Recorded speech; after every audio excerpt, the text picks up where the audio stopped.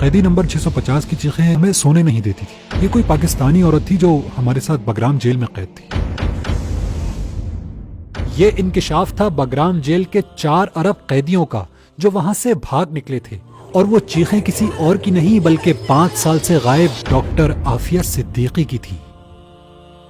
Doctor Aafia Siddiqui ایک بے حد ذہین حافظہ قرآن، امریکہ میں MIT اور برینڈیز یونیورسٹی سے نیورو سائنس میں PhD ڈاکٹر ہیں، جن کے بارے میں ان کے پروفیسر اور امریکہ کی مشہور زمانہ شخصیت نوم چومسکی کا کہنا تھا کہ عافیہ اپنی ذات میں خود ایک ادارہ ہے، یہ جہاں جائے گی تبدیلی لائے گی. عافیہ اپنی پڑھائی کے دوران اسلام کی دعوت کا کام اور سوشل ورک بھی کرتی رہیں. ان کے مقاصد بہت بلند تھے. وہ پاکستان کے نظام تعلیم میں انقلاب برپا کرنا چاہتی تھی. اس مقصد کے لیے ڈاکٹر عافیہ ایک نصاب تیار کر چکی تھی جس میں ماڈرن سلیبس سے لے کر تمام مذاہب کا تعارف بھی شامل تھا، جس سے گزر کر طلباء خود اسلام کی حقیقت کو پہچان سکیں. ان کے مجوزہ نظام تعلیم میں قرآن کریم اس طرح پڑھایا جاتا کہ تعلیم مکمل ہونے تک قرآن انہیں ترجمہ و تفہیم کے ساتھ یاد ہو چکا ہوتا. ڈاکٹر عافیہ کی بلا کی ذہانت، قرآن سے تعلق اور بلند عزائم نے امریکہ ہی میں رہتے ہوئے انہیں مشکوک بنا دیا.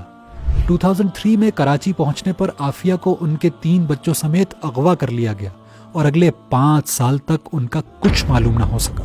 2008 میں بگرام جیل سے فرار ہونے والے قیدیوں سے معلوم ہوا کہ عافیہ افغانستان کی بدنام زمانہ جیل میں قید ہیں.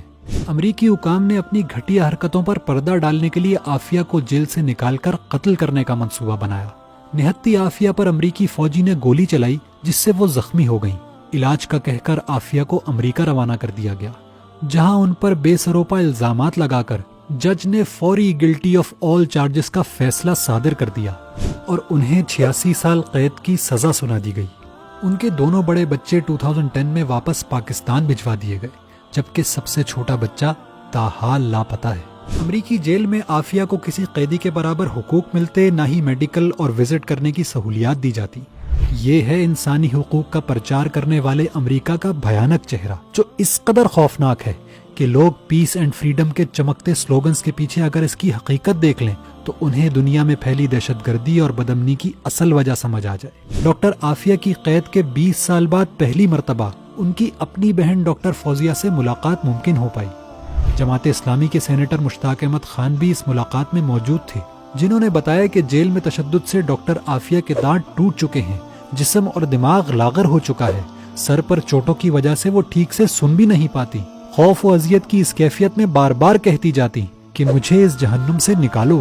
لیکن ڈاکٹر عافیہ صدیقی آج بھی ہمت و حوصلے کا پیکر ہے، اور سینیٹر مشتاق کے مطابق زبان پر امت کے بچوں کے لیے دعائیں ہیں، قرآن سے تعلق مضبوط کرنے، غریبوں اور کمزوروں کا ساتھ دینے اور اللہ سے تعلق مضبوط بنانے کی تلقین ہے.